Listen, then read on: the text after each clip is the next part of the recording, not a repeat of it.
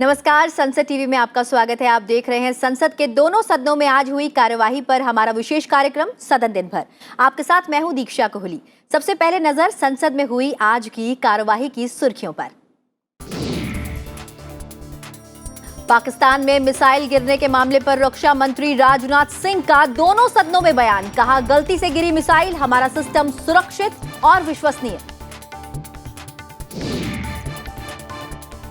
Ukraine मामले पर बोले विदेश मंत्री जयशंकर, ऑपरेशन गंगा मुश्किल हालातों में अंजाम दिया जाने वाला एक बड़ा ऑपरेशन। 22,500 छात्रों की हुई सुरक्षित घर वापसी। रेलवे की अनुदान मांगों पर आज लोकसभा में हुई चर्चा। विपक्ष का आरोप, दिशाहीन हो गया है रेलवे। सत्ता पक्ष ने कहा, प्रधानमंत्री की दूरदृष्टि से रेलवे का हुआ कायाकल्प। और पूर्वोत्तर क्षेत्र विकास मंत्री का राज्यसभा में बयान। नॉर्थ ईस्ट भारत के विकास का नया इंजन। नॉर्थ ईस्ट रीजन बनाने की दिशा में काम कर रही सरकार।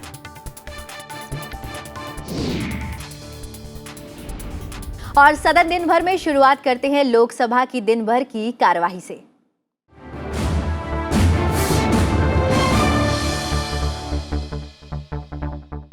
संसद के बजट सत्र के दूसरे चरण के दूसरे दिन लोकसभा का कामकाज सुचारू रूप से जारी रहा।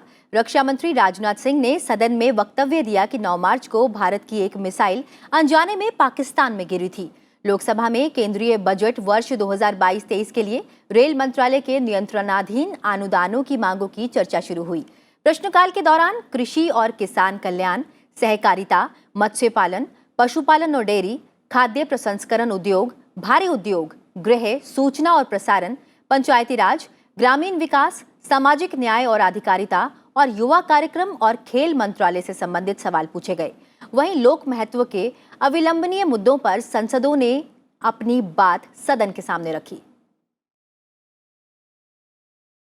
पाकिस्तान में हाल ही में भारतीय मिसाइल गिरने के मामले को लेकर आज लोकसभा में रक्षा मंत्री राजनाथ सिंह ने बयान दिया। इस बयान में उन्होंने कहा कि ये घटना इंस्ट्रक्शन के दौरान अनजाने में हुई मिसाइल रिलीज से संबंधित है।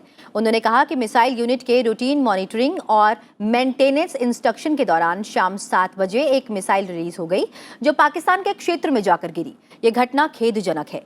सरकार ने इस घटना को गंभीरता से लिया और इसकी उच्च स्तरीय जांच के आदेश दे दिए हैं। मैं इस गरिमामयी सदन को 9 मार्च 2022 को हुई एक घटना से अवगत कराना चाहता हूं।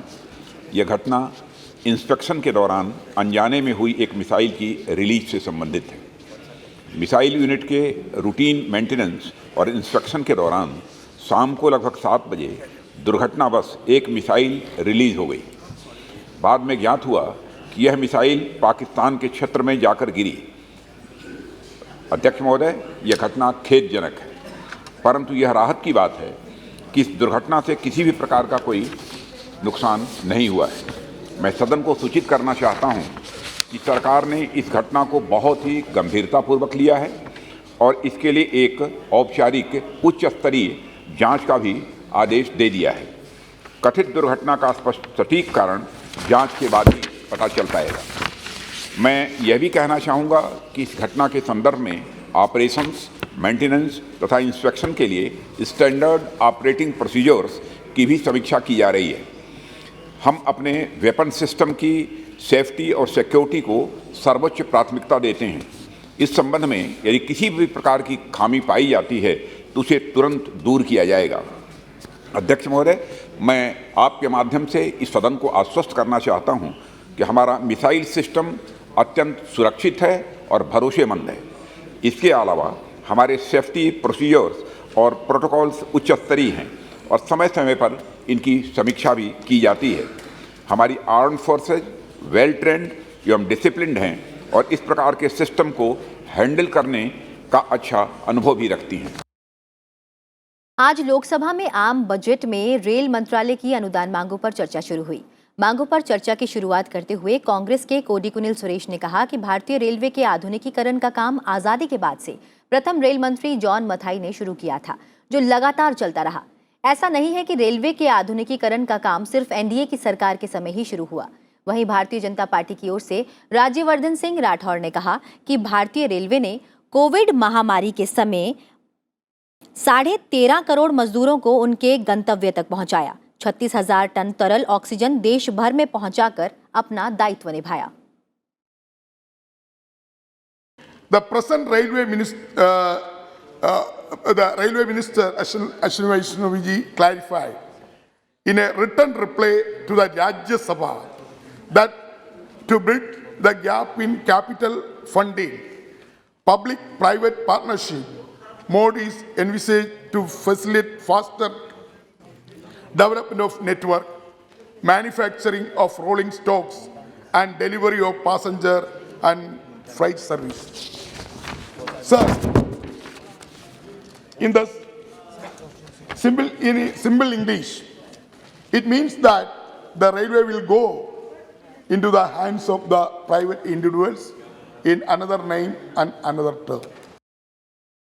2013-14 के अंदर फ्रेट कैरेज कितना हुआ जब कोई कोविड की समस्या नहीं थी? तकरीबन 1000 मिलियन मीट्रिक टन। अगर आपको लगता है ये बहुत ज़्यादा है तो अब सुनिए, जब सारा सप्लाई चेन पूरी दुनिया का बिगड़ गया था उस समय 2021 के अंदर freight carriage 1200 million metric ton Modi सरकार ने करा। ये अंतर है जो यूपीए के समय और भारतीय जनता पार्टी के समय। यूपीए के समय 54 न्यू लाइंस सैंक्शन करी गई, लेंथ ऑफ तकरीबन 5,500 2010 से 2013। लेकिन मोदी सरकार ने कितने करे? 500 प्रोजेक्ट और कितने किलोमीटर? 51,000 किलोमीटर की लंबाई। कहां 5,000 किलोमीटर और कहां 51,000 किलोमीटर, जिसके अंदर से तकरीबन 190 न्यू लाइन प्रोजेक्ट्स हैं। भाजपा सांसद मनोज तिवारी ने कहा कि भारतीय रेल हमारी लाइफलाइन है। 2014 से पहले की सरकारों ने इसे लाइफलाइन नहीं समझा बल्कि सिर्फ राजनीति की। वहीं बिहार से जनता दल यूनाइटेड के सांसद सुनील कुमार पिंटू ने कहा कि रेलवे के क्षेत्र में इस सरकार के काम की तारीफ जितनी की जाए वो कम है।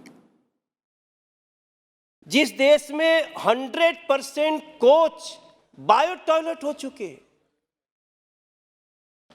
ये बहस होते समय इस बात की चर्चा सभी दलों के लोगों को करना चाहिए कि नरेंद्र मोदी जी ने सिर्फ सड़कों की स्वच्छता का ही अभियान नहीं लिया है, नरेंद्र मोदी जी ने सिर्फ गलियों की स्वच्छता का ही अभियान नहीं लिया, बल्कि रेलवे लाइन की स्वच्छता का भी अभियान लिया। तब 100% कोच बायो टॉयलेट हो चुके हैं सभापति जी।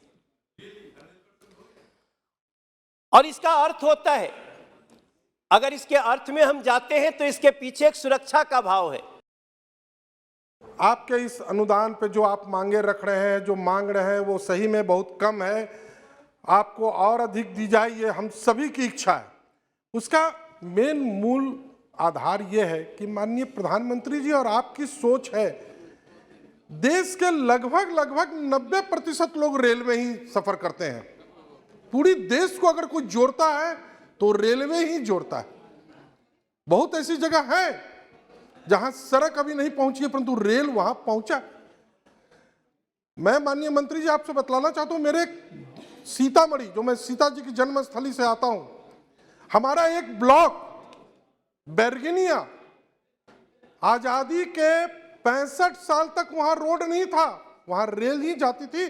सीतामढ़ी का बैरगनिया जाने के लिए लोग रोड का इस्तेमाल नहीं बल्कि ट्रेन का इस्तेमाल करते थे। काम तो आप लोग बहुत अच्छा करते हैं, लेकिन एक बहुत तारीफ का काम तब हुआ जब देश के कोने कोने में फंसे हुए मजदूर, गरीब लोग हर प्रदेश के कोने कोने में फंसे हुए थे और आपने उनके बारे में जरा सा भी नहीं सोचा। आपने 23 मार्च को लॉकडाउन कर दिया और उसी के साथ आपने रेल को भी बंद कर दिया। ये बहुत तारीफ वाला काम किया। आप छाती पीट कर कहते हैं कि गरीबों के लिए हैं, मजदूरों के लिए हैं, करते हैं, लेकिन जो काम आपने लॉकडाउन के दिन रेल की बंदी करके किया, उससे ज़्यादा वर्ष काम कभी हिंदुस्तान के इतिहास में नहीं हो सकता। थैंक यू सर, बहुत बहुत शुक्रिया आपका। ये रेलवे बजट बहुत ही डिसअपॉइंटिंग है और अफसोस की बात है अभी माननीय मंत्री जी नहीं है, लेकिन सबसे अफसोस की बात यह है सर कि बिहार के लिए इसमें लगभग कुछ भी नहीं है। और हम सब जानते हैं कि गरीब लोग रेल की सफ़र करते हैं, लेकिन पिछले 7 सालों में जो रेल भाड़ा है, रेल किराया है, वो 4 से 5 गुना बढ़ गया। जब हमारी सरकार थी 2004 से 2009 में, तो पैसेंजर फेयर कभी नहीं बढ़ा। लालू जी हमारे माननीय मंत्री थे, उस दौरान आप जानते होंगे कि कहीं पे रेलवे फेयर नहीं बढ़ा। तो मेरी गुजारिश होगी कि जो गरीब जनता है उसका ध्यान रखें, और जिस तरह प्लेटफॉर्म टिकट को 5 से 50 कर दिया गया है, उसको कम करने की ज़रूरत है और फेयर को भी कम करने की ज़रूरत है। उसके अलावा जो सुविधाएं देनी चाहिए रेल सेवा में, उसमें भी कुछ जोड़ने की ज़रूरत है। बड़ी खुशी होती है कि जब बात करते हैं कि 2,40,000 करोड़ इसमें खर्चा किया जाएगा, तो उसको कहाँ खर्चा किया जाएगा। आपको मैं याद दिलाना चाहता हूं सर, जब ये सरकार नहीं बनी थी या नहीं बनी थी, तब हम लोगों ने बुलेट ट्रेन की बात सुनी थी और कहा गया था कि 60,000 करोड़ के लागत से बुलेट ट्रेन बम्बई से अहमदाबाद तक जाएगा। और उसका 2 साल पहले तक हम लोग सुनते थे वो 60,000 करोड़ 110,000 करोड़ हो गया है, और अभी तक कुछ क्या हो रहा है, नहीं हो रहा है, इसकी कोई जानकारी नहीं है, और कितना खर्च हो रहा है इसकी भी जानकारी नहीं है। रेलवे न सिर्फ देश की एक छोर से दूसरे छोर से जोड़ने का काम करती है, बल्कि देश की कई भिन्न भिन्न संस्कृतियों को भी आपस में मिलाने का काम करती है, और देश के पिछड़ेपन को दूर कर संतुलित विकास की दिशा प्रदान करती है। यह गर्व की बात है कि भारतीय रेलवे लगभग 70,000 किलोमीटर से भी अधिक रूट के साथ विश्व का तीसरा सबसे बड़ा नेटवर्क है, जो इसे विश्व का सबसे बड़ा यात्री वाहक तथा विश्व का चौथा सबसे बड़ा माल वाहक बनाता है। और इनके सबके लिए रेल पटरियों, पुलों, सिग्नलिंग और दूरसंचार जैसी विभिन्न प्रणालियों को चुस्त दुरुस्त रखने के लिए आवश्यकता होती है। तो कोरोना जैसी वैश्विक महामारी के दौरान भी रेलवे नेटवर्क में जो रिफॉर्म किया गया है, विस्तार किया गया है, वह काफ़ी सराहनीय है। वहीं आम आदमी पार्टी के सांसद भगवंत मान का लोकसभा से इस्तीफा स्वीकार कर लिया गया है। लोकसभा अध्यक्ष ओम बिरला ने सदन को उनके इस्तीफे की जानकारी दी। माननीय सदस्यगण, मुझे सभा को सूचित करना है कि पंजाब के संगरूर संसदीय निर्वाचन क्षेत्र से निर्वाचित सदस्य श्री भगवंत मान ने लोकसभा की सदस्यता से त्यागपत्र दे दिया है। मैंने उनका त्यागपत्र 14 मार्च 2022 से स्वीकार कर लिया है। और सदन दिन भर में वक्त हो चला एक छोटे से ब्रेक का। ब्रेक के बाद देखेंगे बजट सत्र के दूसरे भाग के दूसरे कार्य दिवस पर आज राज्यसभा में हुई कार्यवाही से जुड़ी खबरें। आप बने रहिए हमारे साथ।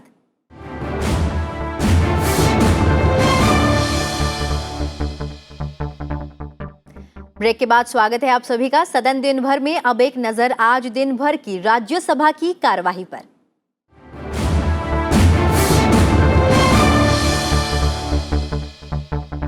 यूक्रेन और रूस के बीच आज लगातार 20वें दिन जंग जारी है। इस बीच यूक्रेन से भारतीयों की वापसी को लेकर विदेश मंत्री एस जयशंकर ने राज्यसभा में बयान दिया। विदेश मंत्री ने कहा कि मुश्किल हालातों में भी हम अपने 22,500 से अधिक छात्रों को भारत वापस लाए हैं। हम लगातार अंतर्राष्ट्रीय स्तर पर चर्चा कर रहे थे, लेकिन हमारे सामने चुनौती यह थी कि हमारे नागरिकों को पूरी तरह सुरक्षित रखा जा सके। It also advised Indian nationals not to travel to Ukraine or to undertake non-essential movements within Ukraine. Members will appreciate that such advisories are extremely unusual and that very issue is itself a serious caution. Further advisories were also given on 20 February and 22 February, pressing students to leave Ukraine.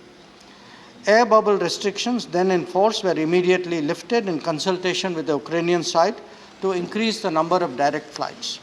As a result, around 4,000 Indian nationals departed from Ukraine by direct and indirect flights till 23 February 2022.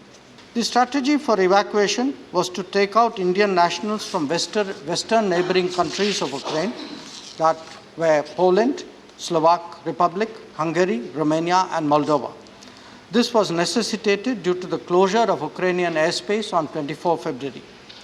To carry this out, we were required to strengthen our missions in these countries so that they could deploy teams at the border points, set up transit camps, operate effective control rooms, and facilitate the large number of air flights. Honorable members should appreciate that along with our embassy personnel, these officials have gone to extraordinary lengths in difficult circumstances to ensure that Operation Ganga was successful. Rajya Sabha में आज पूर्वोत्तर क्षेत्र विकास मंत्री जी किशन रेड्डी ने पूर्वोत्तर के विकास के लिए गठित मंत्रालय के कामकाज पर हुई चर्चा का जवाब दिया। किशन रेड्डी ने प्रधानमंत्री नरेंद्र मोदी के नेतृत्व में इसे पूर्वोत्तर के लिए शांति का एक नया युग बताते हुए कहा कि 2014 के बाद इस क्षेत्र में उग्रवाद से संबंधित घटनाओं में तेजी से गिरावट आई है। माननीय महोदय जी, पूर्वोत्तर क्षेत्र के विकास के यात्रा में एक बड़ी चैलेंज कनेक्टिविटी के है। हमारा सरकार कनेक्टिविटी को प्रायोरिटी देते हुए इसके लिए बड़ा प्रयास कर रही है। वो रेल कनेक्टिविटी हो, वो रोड कनेक्टिविटी हो, वाटरवे कनेक्टिविटी हो, टेलीकॉम कनेक्टिविटी हो, वाईफाई कनेक्टिविटी हो, एयर कनेक्टिविटी हो, यहाँ सभी 8 राज्यों के साथ कोऑर्डिनेशन और कोऑपरेशन के भावना के साथ पॉलिटिकल कनेक्टिविटी भी। हम अलग अलग पार्टी रहने के बाद मोदी जी के नेतृत्व में सभी पॉलिटिकल पार्टीज के साथ, सभी स्टेट गवर्नमेंट के साथ हम पॉलिटिकल कनेक्टिविटी भी नॉर्थ ईस्ट में पहली बार लाए हैं।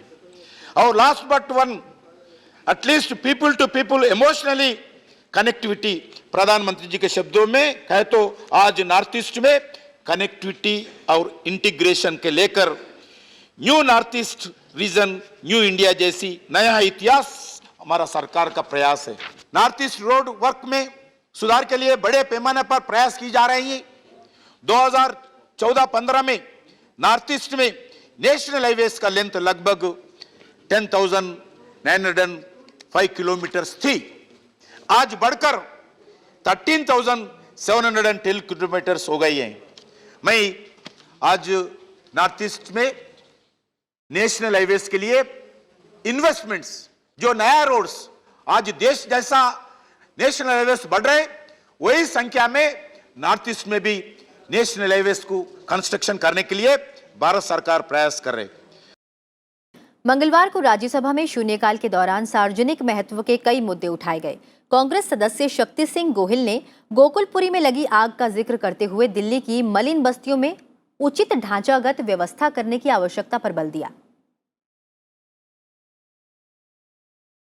कि दिल्ली के कुछ एरिया ऐसे हैं कि जहां पे अगर उन झुग्गी में आग लगी तो फायर ब्रिगेड भी वहां तक नहीं पहुंच पाएगी, तो उनके इंतजाम रखे कि आग लगे ही नहीं, और अगर कुछ ऐसा होता है तो इसके लिए इंतजाम हो और गरीब लोगों के लिए व्यवस्था हो।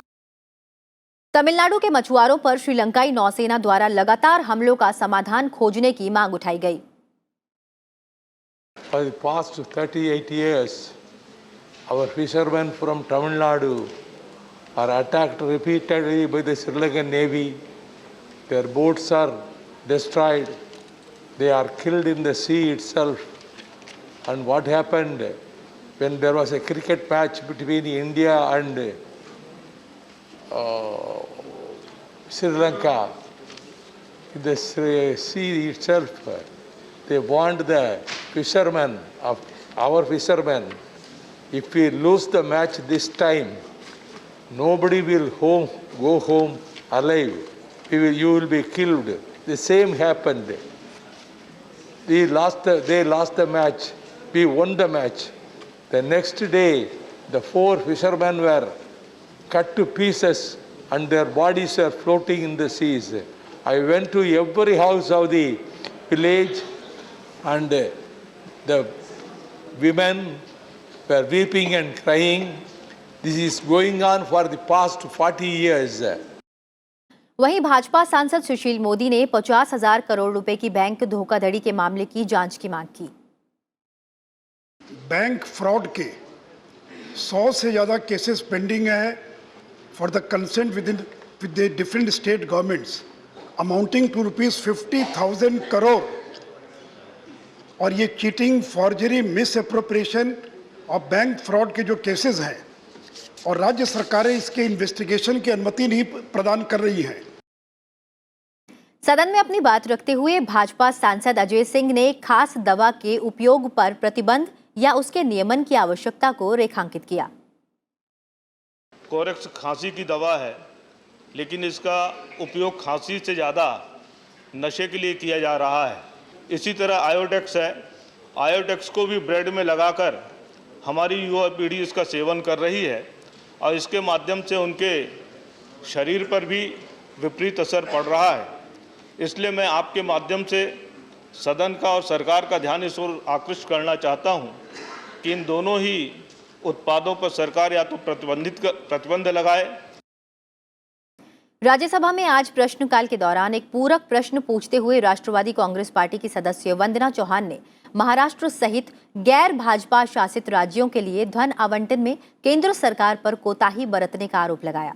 उनके सवाल के जवाब में वित्त मंत्री ने स्पष्ट किया कि जीएसटी परिषद संवितरीकरण पर फैसला करती है। वित्त मंत्री ने सदस्यों से इस मामले का राजनीतिकरण करने से बचने की भी सलाह दी।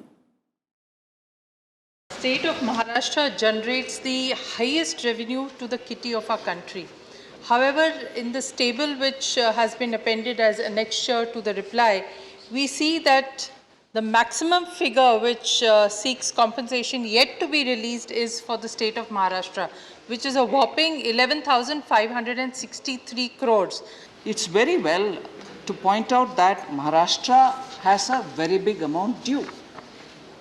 But the two other columns will also say that in the distribution as well, the share of Maharashtra has, as per the formula, no discretion, been fairly higher compared to the other states. I humbly submit an appeal through you that for a body like GST Council, in which every finance minister from every state sits in and takes a call, it's a collective decision of the GST Council. And I appeal through you that we don't need to politicize this. No individual has the right to tweak the formulation, and therefore there's no differentiation made on the basis of this party or that party. उच्च सदन में आज जनजातीय मामलों के मंत्रालय के कामकाज पर चर्चा शुरू हुई। देखते हैं उस चर्चा के कुछ अंश। जिस प्रकार से आज जो परिवर्तन आए हमारे समाज में, हमारे गरीबों में, आज उन गरीबों के गांव तक, गलियों तक सड़क जाना शुरू हुआ, पक्की सड़कें बन गई, प्रधानमंत्री आवास हर गांव के हर मोहल्ले तक आज आवास चमचमाते हुए आवास बन रहे हैं, उनके घरों में भी शौचालय बन रहे हैं।